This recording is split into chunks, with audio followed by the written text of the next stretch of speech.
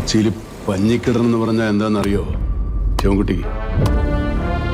Boat ജെട്ടിയിലെടുക്കുമ്പോൾ പലക തട്ടി പൊട്ടിപ്പോകാണ്ടിരിക്കാനുള്ള ഒരു പഴയ ഏർപ്പാടാ. റബ്ബറും ടയറും ഒക്കെ വരണതിന് കുറേ മുമ്പാ. നല്ല കട്ട പഞ്ഞി പലകമേലങ്ങാട്ട് അടിച്ചടിച്ചടിച്ച് ചേർക്കണം. കുഞ്ഞ് ഏതാണ് പലക ഏതാണെന്ന് മനസ്സിലാകരുത്. മനസ്സിലായ? പറയാൻ പറ്റുമോ? നിങ്ങളെല്ലാം ആക്കി വെച്ചുകൊണ്ടിരല്ലേ സൈമണച്ചോ? നമുക്ക് ആത്മക്കാരുടെ മണി അടിച്ചാലാ? ഇങ്ങനെ എല്ലാവരുടെ കാര്യത്തിലും കയറി മെഴുക ഇയാൾക്ക് എന്താണ് അധികാരം? ഇത് തന്നെയാണ് കുറെ കാലമായിട്ട് ഞാൻ ഈ കുടുംബത്തിൽ ചോദിച്ചുകൊണ്ടിരിക്കുന്നത്. അവന് എന്ത് ഭാവിച്ചാണ് കൈനോട്?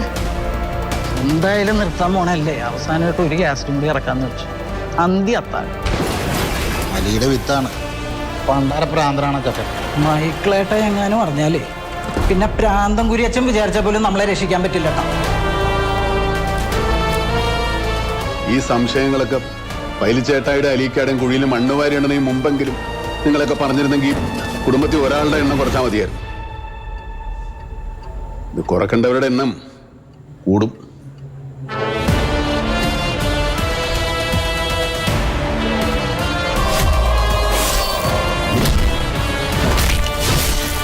ആ ചമ്മിക്കോ.